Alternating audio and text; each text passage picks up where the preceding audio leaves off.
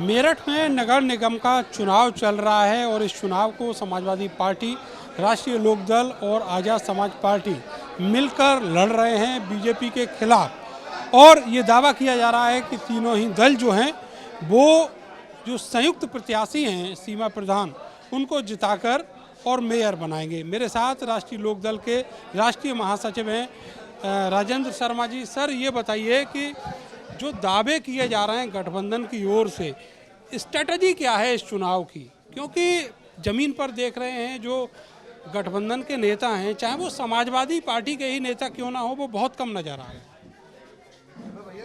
दरअसल में एक तो चुनाव में धीरे धीरे से गर्मी आती है, सब लोग सक्रिय हो जाते हैं।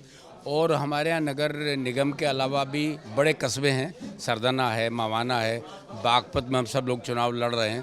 तो सारे कार्यकर्ता, सब नेता कार्यकर्ता सब लगे हैं। रहा नेतृत्व का सवाल, मैं तो ये कहता हूँ हमारे प्रधानमंत्री जी और मुख्यमंत्री को ऐसा लगता है चुनाव प्रचार के लिए कोई काम है नहीं। हमारे नेताओं के पास कार्यक्रम भी बहुत है, काम भी बहुत है, इसलिए उनसे भी रिक्वेस्ट की गई है कि वो भी चुनाव में आवें और वो उनके कार्यक्रम बनेंगे। अच्छा, जो मेरठ के अलावा बाकी के जो ज़िले हैं, वहाँ पर ये देखा गया है कि नगर पालिकाओं के प्रत्याशी समाजवादी पार्टी के और राष्ट्रीय लोकदल के आमने सामने हैं और दोनों पार्टियों ने ही उतारे। ये चुनाव जहाँ ऐसा है वहाँ हम कहते हैं एक मित्रतावत फ्रेंडली फाइट होगी और अब अपने लिए प्रयास करेंगे। ऐसा संभव नहीं हो पाया, प्रयास खूब किए गए कि दो प्रत्याशी न लड़ें, मगर बहुत जगह फैसला नहीं हो पाया।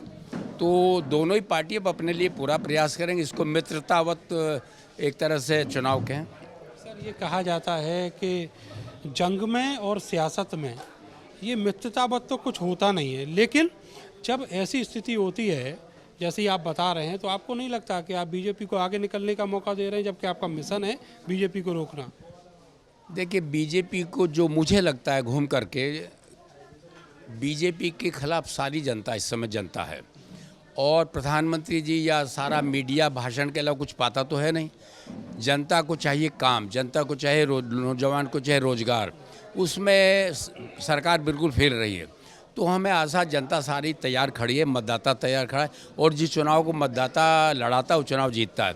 मतदाता इस समय विपक्ष में है हमारे साथ। ये दावा 2022 के विधानसभा चुनाव में भी किया गया था, लेकिन जब चुनाव हुआ तो सीटें तो बढ़ी गठबंधन की, लेकिन सरकार फिर से बीजेपी की बनी और हिंदू मुस्लिम में ये चुनाव बंट के रह गया।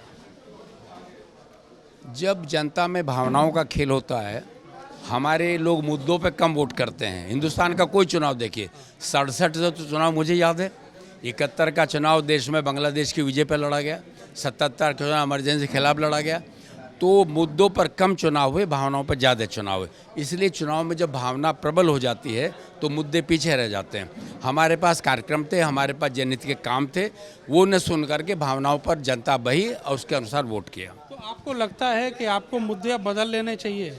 नहीं, मुद्दे हमारे पहले भी जनता के लिए, तो आज भी मुद्दा के लिए वो मुद्दे रहेंगे। हम भावनाओं की बात न करते, हम समाज को जोड़ने की बात करते हैं, समाज को बनाने की, वो समाज को तोड़ने की बात करते हैं। भारतीय आज़ादी के बाद, आज़ादी के आंदोलन में जो सपना हमारे रहबरों ने देखा था, आज भी वही सपना हम लोग लेकर के चलें, जब भी भारत मजबूत रह पाएगा।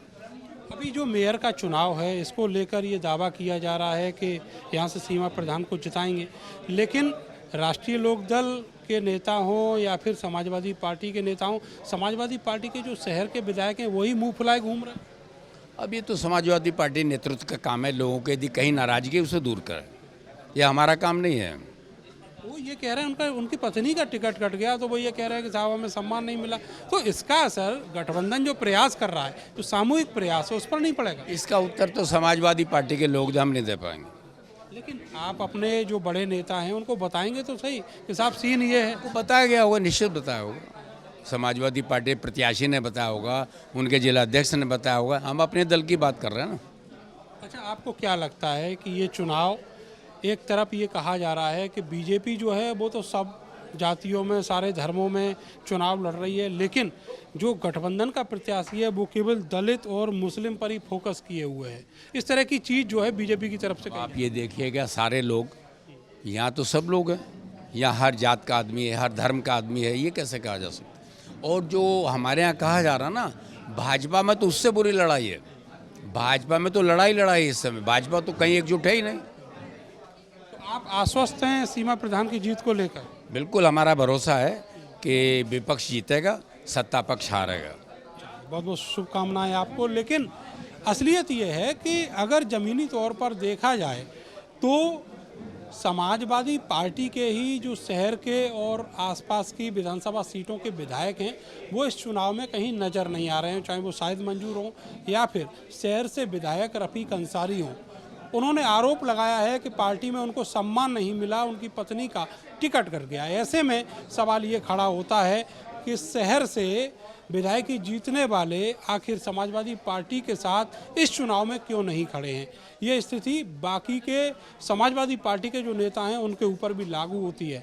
ऐसे में जो मिशन है बीजेपी को चोट देने का, मोर्चे पे खड़े होने का बीजेपी के सामने, वो समाजवादी पार्टी और गठबंधन का जो मिशन है वो कहीं पीछे छूट जाता है। कैमरा सहयोगी सानू के साथ में नरेंद्र, भारत समाचार, मेरठ।